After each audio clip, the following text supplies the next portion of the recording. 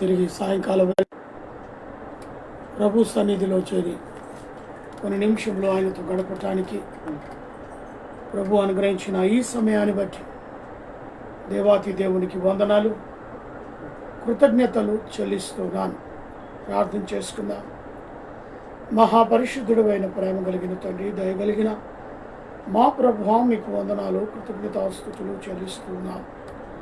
యేసుదేవా, కొన్ని నిమిషంలో నీ సన్నిధిలో నేను ఉంటుండగా మాలో ఏకాగ్రతను దయచేయండి. వినగల చెవులు, గ్రహించగల మనస్సు, స్తుతించగల పెదవులు దయచేయండి. మాట్లాడేది నేను కాదు, నాలో నీ ఆత్మ నుంచి మాట్లాడుటకు మాకు కావలసిన వాక్యం ద్వారా సూటిగా మాట్లాడి మహిమ పొందగలరు. యేసు నామం అడిగి వేడుకుంటున్నాను తండ్రి, ఆమేన్.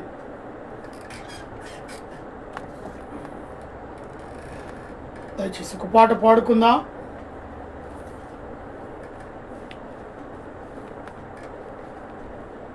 కోటి కంఠాలతో నిన్ను కీర్తింతును, రాగభావాలతో నిన్ను ధ్యానింతును. కోటి కంఠాలతో నిన్ను కీర్తింతును, రాగభావాలతో నిన్ను ధ్యానింతును. గాత్ర వీణనే వీటి నేను పాడన, స్తోత్ర గీతమే బ్రతుకంతనే పాడన. గాత్ర వీణనే వీటినే పాడన, స్తోత్ర గీతమే బ్రతుకంతనే పాడన. కోటి కంఠాలతో నిన్ను కీర్తింతును, రాగభావాలతో నిన్ను ధ్యానింతును.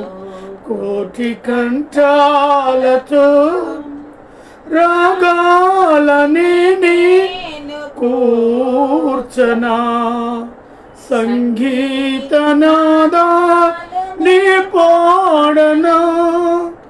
రాగాలని కూర్చనా, సంగీతనాదాలు పాడనా. హృదయమే నీ ఆలయం, హృదయమే నీ ఆలయం. నన్ను నివసించునా యేసువా, నన్ను నివసించునా యేసువా. కోటి కంఠాలతో నిన్ను కీర్తింతును, రాగభావాలతో నిన్ను ధ్యానింతును. కోటి కంఠాలతో యాగంబునై నేను వేడనా, సనుతించు గీతాలు పాడనా. యాగంబునై నేను వేడనా, సనుతించు గీతాలు పాడనా. జీవితం నీకంకితం, జీవితం నీకంకితం. స్తుతియాగమై నేను జీవించనా, స్తుతియాగమై నేను జీవించనా. కోటి కంఠాలతో నిన్ను కీర్తింతును, రాగభావాలతో నిన్ను ధ్యానింతును. కోటి కంఠాలతో సువార్తనే చాటనా, నీ సాక్షిగానే జీవించనా. సువార్తనే చాటనా, నీ సాక్షిగానే ప్రాణార్పణముగా పోయబడిన ప్రాణార్పణముగా పోయబడిన నన్నిలలో నడిపించు నా యేసువా, నన్నిలలో నడిపించు నా యేసువా, కోటి కంఠాలతో నిన్ను కీర్తింతును, రాగభావాలతో నిన్ను ధ్యానింతును, కోటి కంఠాలతో. హల్లెలూయా. దేవునికి స్తోత్రము కలుగునుగాక. మొన్నటి దినాన మరి బాప్తిజము గురించి సందేశము మనం వింటూ ఉన్నాం. మరి క్రొత్త నిబంధనలో పాతి పెట్టడం లేదా కప్పివేయటం లేదా నీటిలో ముంచటం, ఇవన్నీ కూడా ఒకే అర్థం వస్తుంది. కాబట్టి అనేకమైన సంఘాల్లో బాప్టిజం, నీటి యందు ముంచివేట ఆ యొక్క కార్యక్రమం చేస్తూ ఉంటారు. మరి ఎవరు బాప్టిజం అనగా మనము సువార్త విని నమ్మిన వారు బాప్టిజం అనేది లాస్ట్ సండే వర్తమానాన్ని విన్నాం. తిరిగి మరి పాపమును గురించి మనం ఒప్పుకోవటం, పాపం విషయంలో ఒప్పుకోవాలి. అటువంటి వారికి బాప్టిజం అవసరం. పాపము విషయంలో ఒప్పుకోళ్ళు జరపాలి. స్వార్థను వింటూ ఉన్నారు. ఆ రోజుల్లో కూడా అనేకులు వర్తమానాన్ని, మారు మనస్సు, పశ్చాత్తాపము, బాప్టిజం వర్తమానాన్ని వింటూ ఉన్నారు. యేసు క్రీస్తు సువార్తను వింటూ ఉన్నారు. అదే రీతిగా ఆ రోజుల్లో అపోస్తుల కార్యం 2వ అధ్యాయం 37వ వచనం నుంచి మనం చదువుకున్నట్లయితే 37వ వచనం అంటది, వారు ఈ మాటలు విని హృదయములో నొచ్చుకొని, సహోదరులారా మేమేమి చేతుమని పేతురును కడమ అపోస్తులను అడగగా, అక్కడ అనేకులు ఉన్నారండి. వారు సువార్త ప్రకటిస్తున్నారు. అపోస్తులు పేతురు, మరి అక్కడ యోహాను, పేతురు వాళ్ళు సువార్తను ప్రకటిస్తూ ఉన్నారు. ప్రత్యేకంగా మారు మనస్సు నిమిత్తమై వారి హృదయంలో నొచ్చుకుంటున్నారు. వాళ్ళ హృదయాలలో నొచ్చుకుంటున్నారు. అయ్యో మేము చాలా తప్పులు చేసామే, దేవుని వాక్యాన్ని వింటూ ఉన్నాం కదా, ఇంత పాపం మన హృదయంలో ఉన్నదా, ఈ హృదయంలో ఇంత భయంకరమైన పాపంలో నింపబడి ఉన్నామా. వారి యొక్క మాటలు, వారి యొక్క సంభాషణ లేదా వారి యొక్క సువార్తను విని వాళ్ళు ఎక్కడ నొచ్చుకున్నారండి? హృదయాల్లో నొచ్చుకున్నారు. నేటి మానవుడు హృదయాలు నొచ్చుకున్నా, ఎక్కడ నొచ్చుకున్నా పశ్చాత్తాపం అనేది రాదు. అదే పాత స్థితి, అదే స్థితి,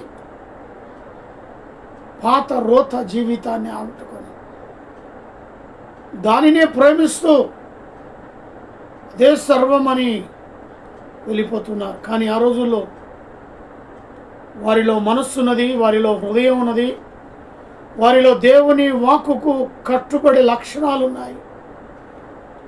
దేవుని స్వార్థను వ్యర్థం కాకుండా వారి హృదయాల్లో ఆ వాక్యము పనిచేసింది. పౌలు, అక్కడున్న అపోస్తులు వారు చెప్పిన వాక్యము, పేతురు సహా వారిని ఎంత చక్కగా వాక్యము ద్వారా మాట్లాడాడు.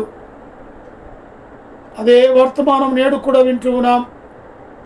మనం కూడా మన పాప రోత జీవితాన్ని వదిలిపెట్టుకోవాలని, ఎందుకంటే వారు సిలువ వేయబడిన యేసుని గురించిన వర్తమానాన్ని నా పాపం విషయమై ఆయన శిలువలో మరణించాడు. మనం ఈ రీతిగానే పాపాలు చేస్తూ ఈ రీతిగానే మనం మరణిస్తే నిత్య జీవంలోనికి కాదు కదా, నిత్య నరకంలోనికి వెళ్తాం. గొప్ప సువార్తను అక్కడ అందిస్తున్నారు. మన పాపము నిమిత్తమే కదా ఆయన ఆ పరలోకం నుంచి తన కుమారునిగా ఈ లోకానికి పంపబడ్డాడు ప్రభు అయిన యేసు. ఆయనను నమ్మి విశ్వసించిన వారు, అటువంటి వారు బాప్తిజము పొందాలి. మరి ఆ యొక్క సువార్తను వారు ప్రకటిస్తూ ఉన్నారు. ఆ శిలువ యొక్క యేసును గురించిన, ప్రభువును గురించిన క్రీస్తునకు వారు నమ్మారు, విశ్వసించారు. యేసు క్రీస్తు యొక్క ప్రభువును ఆ వర్తమానం ద్వారా వారు విన్నారు, ఆ వర్తమానాన్ని నమ్మారు. వారి హృదయంలో ఇంత పాపములో ఉన్నాం కాబట్టి మా పాపాలన్నీ కూడా తన మీద వేసుకొని కల్వరి శిలువలో ఆయన ప్రాణం పెట్టాడే, తిరిగి లేచాడే, అయ్యా మనం ఎందుకు ఈ పాపపు స్థితి అని వాళ్ళు హృదయాలు నొచ్చుకున్నారు.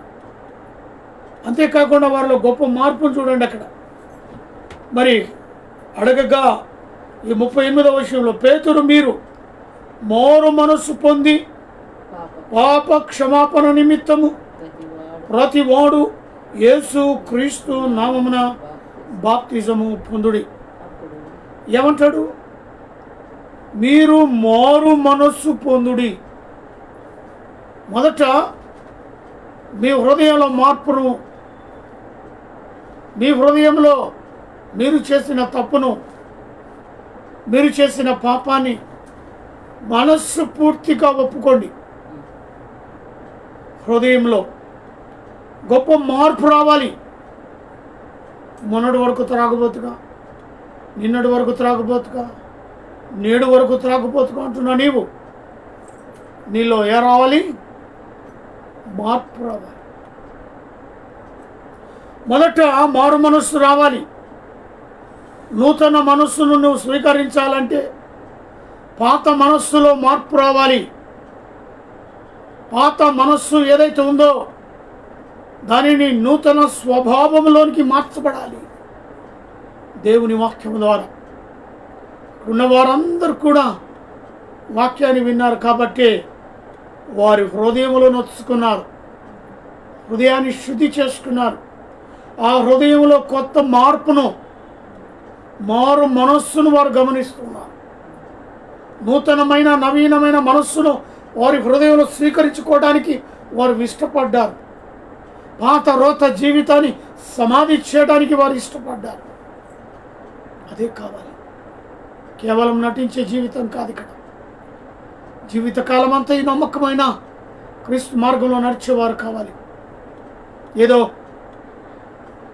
ఎవరో ఏదో చెప్పారని కుటుంబ సభ్యులు, స్నేహితులు, రక్త సంబంధులు, అన్నదమ్ములు, తల్లిదండ్రులు లేదా ప్రేరేపణ కలిగించి బాప్తిజం తీసుకోమంటే ముందుకు వచ్చావు, అది కాదు. అలా ఉంటే వెనకకి వెళ్ళిపో. నీలో మొదట మారు మనస్సు. నిన్ను నువ్వు ప్రశ్నించుకో. ఏం తప్పులు చేసావు? ఎక్కడ తప్పులు చేసావు? కంట ద్వారా, నోటి ద్వారా, చెవుల ద్వారా, వినుట ద్వారా, కూర్చునుట ద్వారా అనేకమైన పాపపు జీవితానికి బానిసైన నీవు మొదట మారు మనస్సు. పాపాన్ని క్షమించు, ప్రభువుని అడుగు. అందుకే దేవుని వాక్యం సెలవిస్తుంది ఇక్కడ, మారు మనసు పొందుడి, పాప క్షమాపణ నిమిత్తం ప్రతివాడు యేసు క్రీస్తు నామమున బాప్తిజము పొందుడి, అప్పుడు మీరును పరిశుద్ధాత్మ అను వరమును. ఈ పరిశుద్ధాత్మ ఎవరు? ఎప్పుడైతే నీవు మారు మనస్సు పొందుతావో, నూతన మనస్సును నువ్వు ధరించుకుంటావో, నీకు ఒక వ్యక్తి నిన్ను ప్రభుత్వం చేయాలి. ఎందుకు ఆ వ్యక్తి నిన్ను ప్రభుత్వం చేయాలి అంటే, మారిపోయిన నీ బ్రతుకు, మారిపోయిన నీ మనస్సు, మారిపోయిన నీ యొక్క హృదయము మళ్ళీ తప్పులలోకి వెళ్లకుండా ఈ పరిశుద్ధాత్మ దేవుడు నిన్ను హెచ్చరిస్తూ ఉంటాడు. హల్లెలూయా. అందుకే పరిశుద్ధాత్మ దేవుడు మారు మనస్సు పొందిన వ్యక్తిని ఆవరిస్తాడు. పాపము జోలికి శాపము జోలికి పోకుండా ఈ పరిశుద్ధాత్మ దేవుడు ఆ వరాన్ని నీకు ఇస్తాడు, ఆ ధైర్యాన్ని నీకు ఇస్తాడు, ఆ శక్తిని, ఆ ప్రభావాన్ని నీకు ఇస్తాడు. హల్లెలూయా.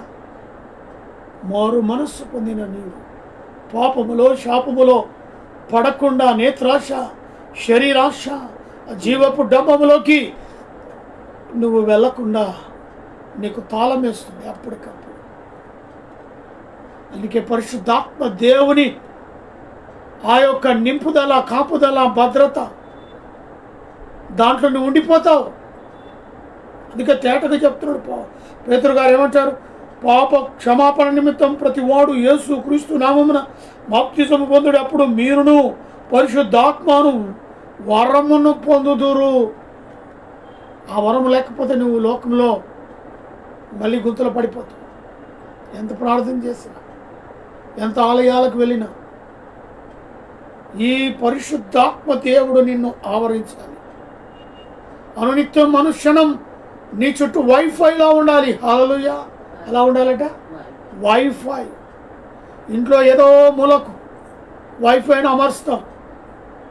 ఏ మూలకు వెళ్ళినా ఆ నెట్ నిన్ను పనిచేస్తూనే ఉంటుంది. సెల్ ఏ మూలకు నువ్వు తీసుకొని వెళ్ళినా ఆ ఇంటి అంతా కూడా వ్యాపిస్తూ ఉంటుంది వైఫై. అలాగా పరిశుద్ధాత్మ దేవుడు నీ హృదయం, నా హృదయంలో వైఫైలా తిరుగుతూనే ఉండాలి. అప్పుడు నీవు నిజమైన పాపము గురించి ఒప్పుకున్న నీవు నిలబడతావు. అందుకే అక్కడ ప్రభు అయిన యేసు క్రీస్తు నామముల బాప్తిజం పొందుడి, అప్పుడు మీరు పరిశుద్ధాత్మ అను వరమును పొందారు. అందుకే వారు పేతురు కానీ అక్కడున్న అంటే అక్కడున్న అపస్తులు కానీ వారు మారు మనసు పొందిన తర్వాత, వారు యేసు క్రీస్తు నామములో బాప్తిజం తీసుకున్న తర్వాత వారు పరిశుద్ధాత్మ నింపుదల, కాపుదలతో ఉన్నారు. కాబట్టి వారు పరిశుద్ధంగా జీవించడమే కాకుండా అనేకుల సువార్త ప్రకటించి ఆ మార్గంలో నడిచే స్థితిని ఆ యొక్క పేతురు ద్వారా, ఆ ఆత్మను నింపబడిన పేతురు ప్రకటిస్తున్న ద్వారా మిగతా వారందరూ కూడా సహోదరులు పరిశుద్ధాత్మ వరాన్ని ఒక్కరి ద్వారా ఇది సాధ్యం. ఒక్కడు నీతిగా బ్రతికి యథార్థంగా బ్రతికితే ఆ కుటుంబం అంతా కూడా నీతిగా యథార్థంగా బ్రతకవచ్చు.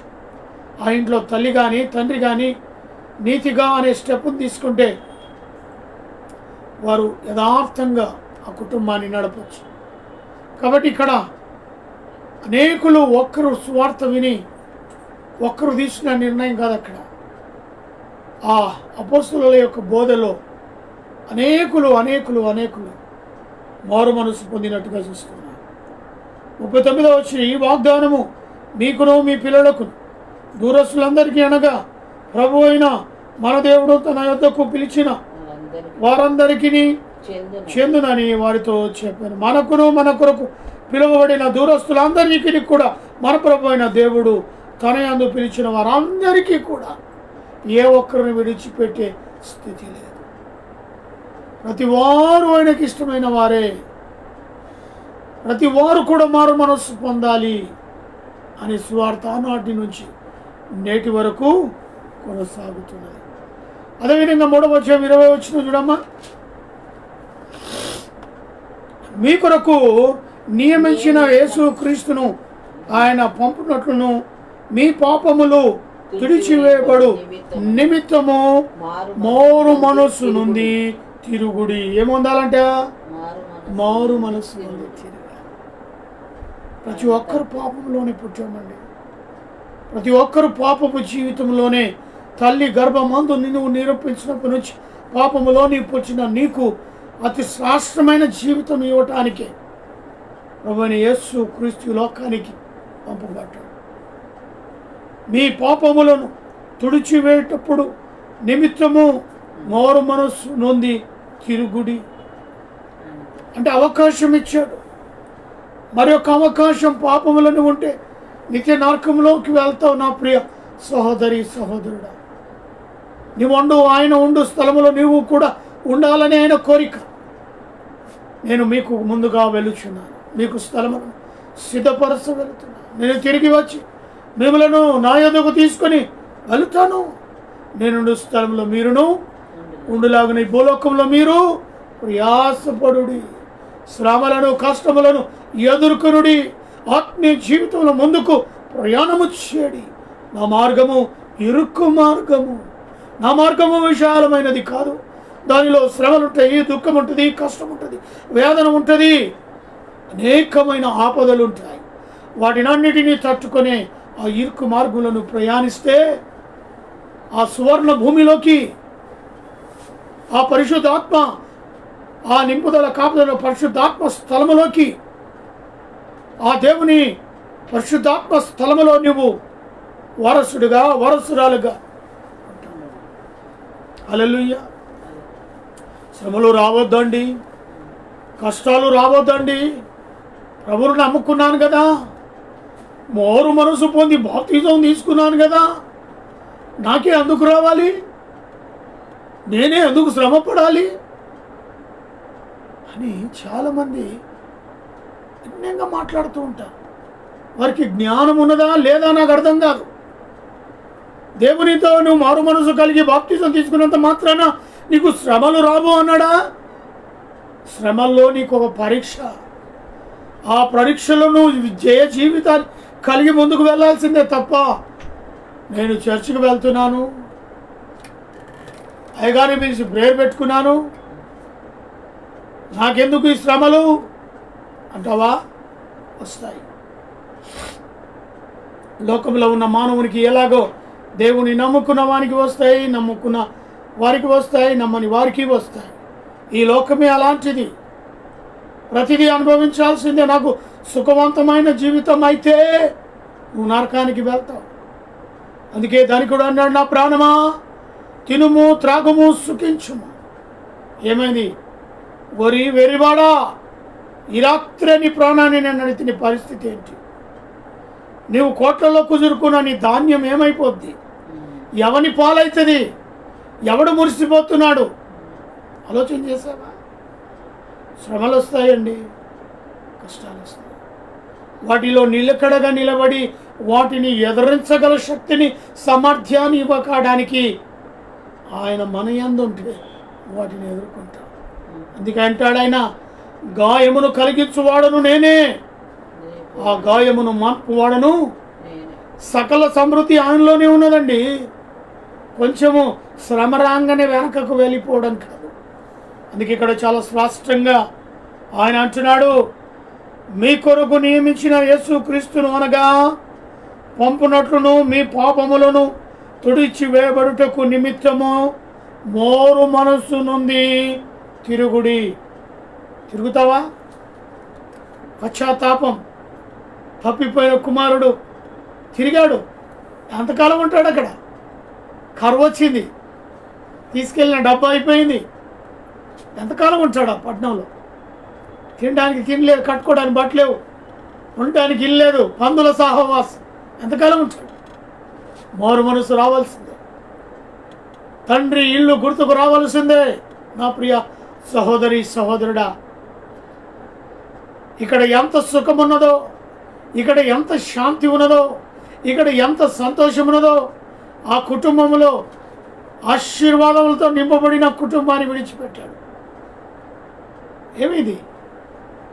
కరువు కాటం, తినడానికి తిండి లేదు, పందులు తినే పొట్టు తిందామన్నా దారి దాపుకు రాణిస్తలేవు, వాటికే సరిపోవట్లేదు, వీడేం తింటాడు? అప్పుడు కానీ తండ్రి ఇల్లు పశ్చాత్తాపము. ఎంతకాలం పాత రోత జీవితాన్ని పట్టుకొని హత్తుకొని ఉంటావు? అదే త్రాగుబొత్తుగా, తిరుగుబొత్తుగా, వ్యభిచారిగా, అబద్ధము, జూదాలు, ఇతరులను మోసపరిచేది, నయవంచన చేస్తూ ఎంతకాలం అండి? దయచేసి గమనించు. తప్పిపోయిన కుమారునికి తండ్రి ఇల్లు జ్ఞాపకం వచ్చింది. నీకు రావాలి. నీలో మారు మనసు వస్తే నిజమైన దేవుడు ఎవరో నీ ఆత్మీయ నేత్రాలకు కనబడతాడు. నీ కనులు ముయ్యపడ్డాయి, నీవు కనబడుతుంది, లోకాన్ని చూస్తున్నావు, ఆత్మీయ దేవుని నువ్వు గమనిస్తున్నావు. నీలో మార్పు రావట్లేదు, మారు మనసు వస్తలేదు, ఆత్మీయ దేవుని నువ్వు గుర్తుపట్టలేదు. అడుగు, నిజముగా సవాలు విసురు అన్నాడు. ఆ కూలివాండ్ర లోకవాణిగా ఆ ఇంటికి వెళితే బుక్కెడు అన్నము, కడుపు నిండా ఆహారము తినగలుగుతా అనుకున్నాడు. ఆయనింటికే వెళ్ళాలి అంటే ఏమనుకున్నాడు? పోట్లాడొచ్చాడు కదా, ఆస్తిని తీసుకుని వచ్చాడు కదా, ఇంకేముంది మొఖం. సరే, కూలి వాళ్ళలో ఒకనిగా చేర్చుకుంటే చాలు. ఇక్కడ యాతన పడుతున్నా, ఇక్కడ కష్టపడుతున్నా ఉంటాయి. దేవుని ఎరగని దాకా కష్టం. మారు మనస్సు నీలో రానంత వరకు, పశ్చాత్తాపము నీలో లేనంత వరకు, తప్పిపోయిన కుమారుని నేత్రాలు ఎలా తెరవబడ్డాయో అప్పటి వరకు అనుభవించాల్సింది. ఇదే లోకమని భావిస్తున్నాను నేను. 20వ అధ్యాయం, అపోస్తల కార్యం 20వ అధ్యాయం 21వ వచనం చూడమ్మా. 20-21 చూడు. మరియు ప్రయోజకరమైనది ఏది దాచుకొనక బహిరంగముగాను ఇంటనుంటకు మీకు తెలియచేదు, బోధించుచు దేవుని విషయమై మారు మనసు పొంది మన ప్రభువైన యేసు క్రీస్తునందు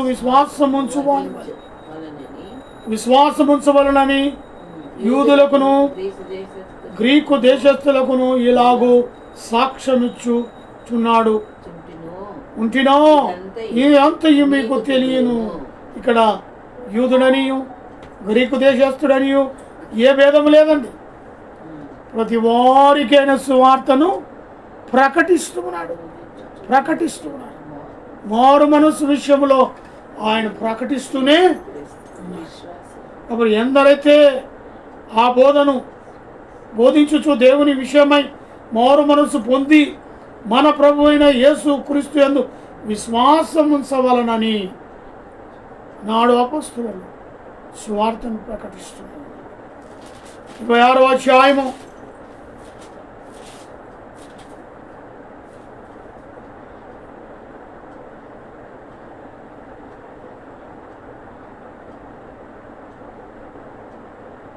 మత్తయి సువార్త 3వ అధ్యాయం 2వ వచనం.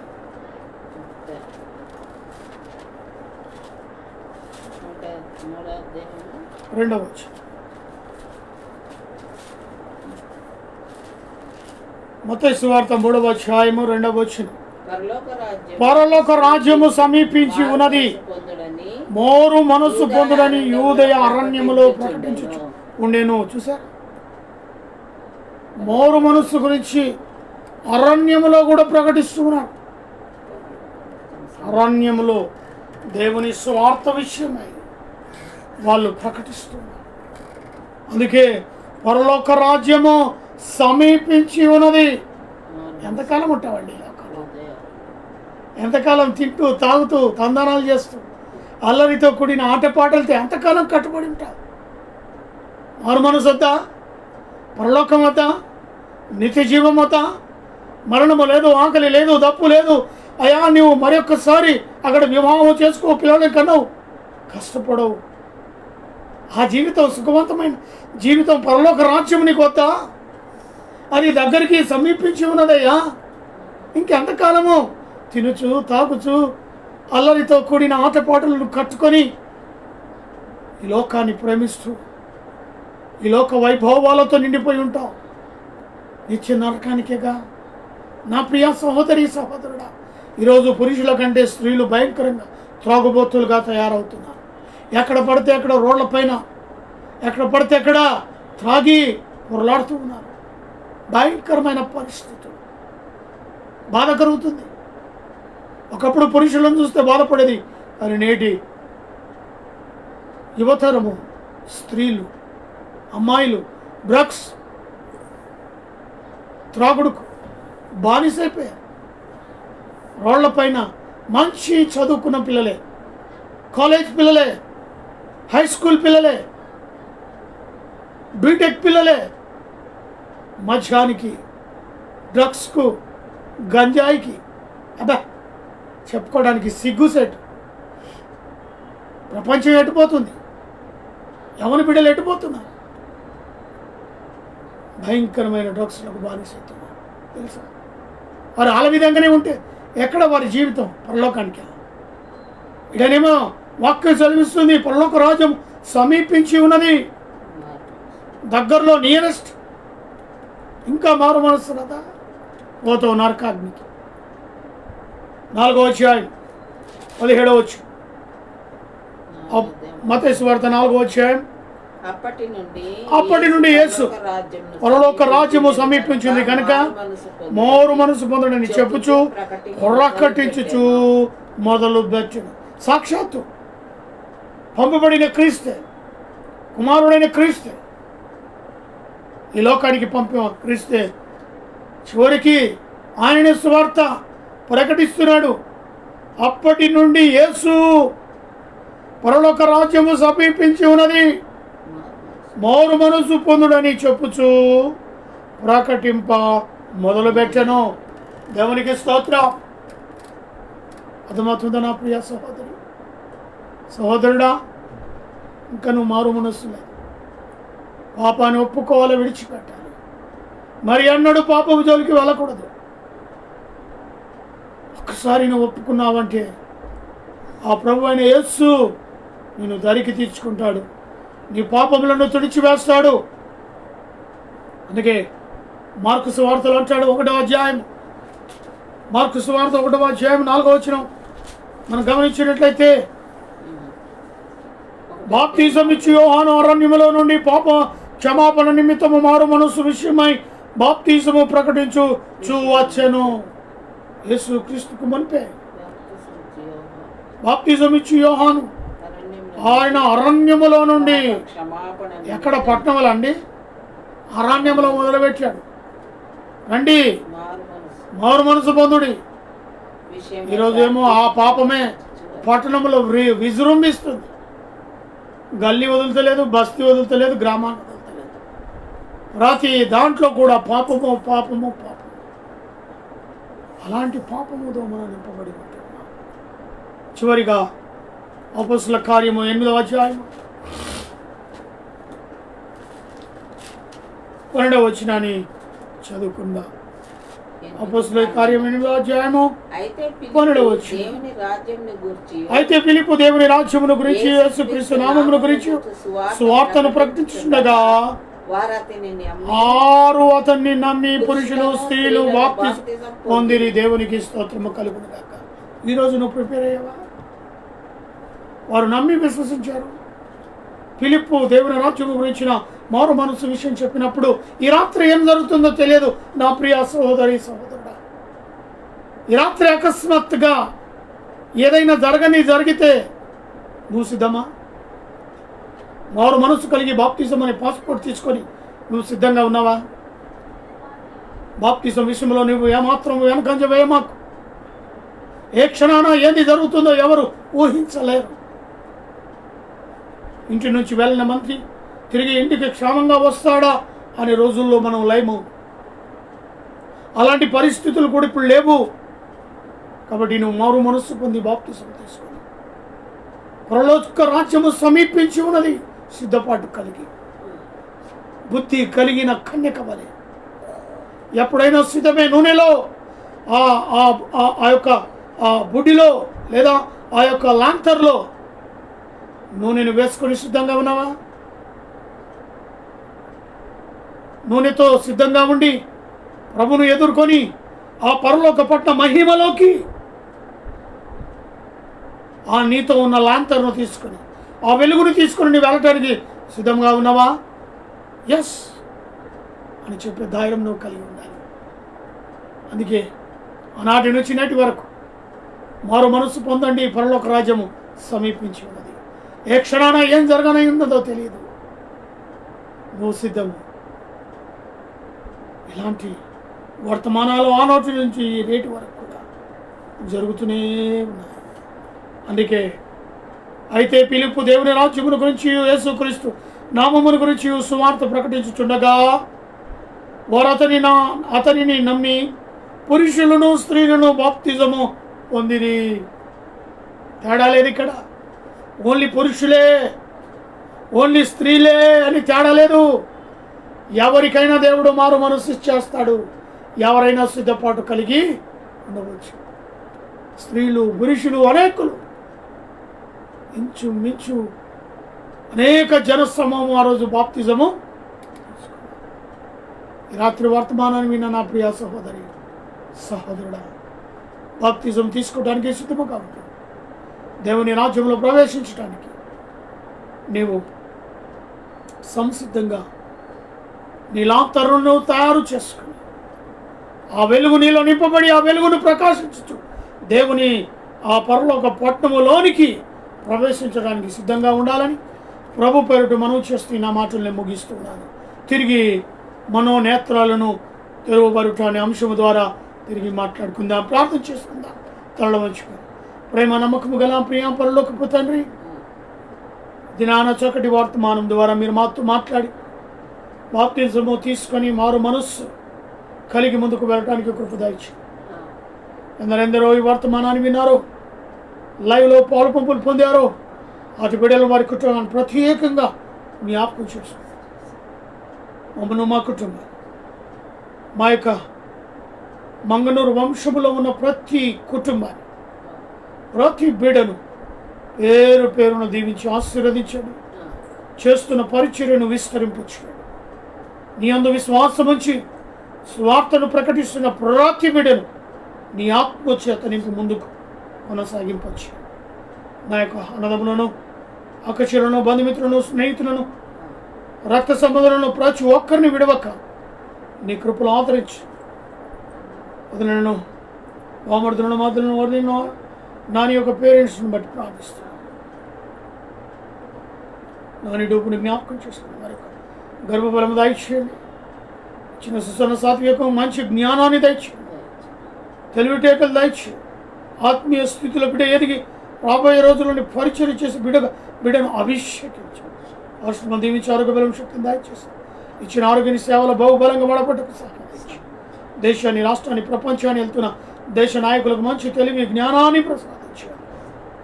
ఆయా దేశంలో, ప్రపంచంలో జరుగుతున్న యుద్ధాలను ఆపివేయమని, శాంతి సమాధానం నెలకొల్పమని, ఆయా రాష్ట్రాల్లో పడుతున్న వర్షాలను కొరకై ప్రార్థిస్తున్నాం. తుఫాను కొరకు, మంచి తుఫానుల కొరకై ప్రార్థిస్తున్నాం. సీజన్లో వచ్చే వ్యాధుల కొరకై ప్రార్థిస్తున్నాం. కేరళ ప్రాంతం, మహారాష్ట్ర ప్రాంతం, గుజరాత్ ప్రాంతం లాంటి భారీ వర్షాలకు నాశనమైపోతుండగా చూపండి. రైతు బిడ్డలు పండించిన ప్రతి పంట గిట్టుబాటు వచ్చుటకు సహాయం తెచ్చింది. నష్టపోయిన వారికి ప్రభుత్వం చేయూతగా వారిని ఆదరించలాగున సహాయం తెచ్చింది. అదే రీతిగా రాష్ట్రపతిని, ప్రధానమంత్రిని, ఆయా రాష్ట్రాల్లో ఉన్న ముఖ్యమంత్రులను, మంత్రులను, గవర్నమెంట్ అధికారులుగా పనిచేస్తున్న ప్రతి బిడ్డను దీవించండి. దేశ సరిహద్దులు ఉన్న మిలిటరీ వారిని, పోలీసు వారిని, పరిశుద్ధ కార్మికులను, ప్రెస్ వారిని, డాక్టర్, నర్సులను, ఆయిలను, నైనా పేషెంట్ను బట్టి ప్రార్థిస్తున్నాం. ప్రత్యేకంగా ఇరుగు పొరుగు వారిని, ఏకేటోలో నివసిస్తున్న ప్రతి బిడ్డను దీవించి ఆశీర్వదించి ఉషాకు డిపోలో పనిచేస్తున్న నాతోటి కండక్టర్ సోదరు, డ్రైవర్ సోదరు, మెకానిక్ సోదరు, office staff, security staff, DM గారి కుటుంబం, సిఏ గారి కుటుంబం, ఎంఎఫ్ గారి కుటుంబం, ప్రతి కుటుంబం నీలో ఆశీర్వదింపబడిందిగా ప్రార్థిస్తున్నాం. వాళ్ళు ఇచ్చి వారిని కన్నైన వారిని జ్ఞాపకం చేసుకోండి. వివాహ దినములు, జన్మదిన తప్పున బిడ్డలు మెండారుగా దీవించండి. Heart problem, liver problem, kidney problem, మొక్కల నొప్పితో, అరికాల నొప్పితో, బీపీ, షుగర్ లాంటి జబ్బులతో బాధపడుతున్న స్వస్థత విడుదల యేసునామమున కలుగునుగా ప్రార్థిస్తున్నాం. ప్రత్యేకంగా లక్ష్మణ్ విషయంలో ప్రార్థిస్తున్నాం. వారు మనసు పశ్చాత్తాపం, నీ కళలో దర్శనాలు, నీ మరణాల స్వరంతో బిడ్డతో మీరు మాట్లాడి మారు మనసును దయచేసి ప్రార్థిస్తున్నాం. బండి విషయంలో ప్రార్థిస్తున్నాం. ప్రభుత్వం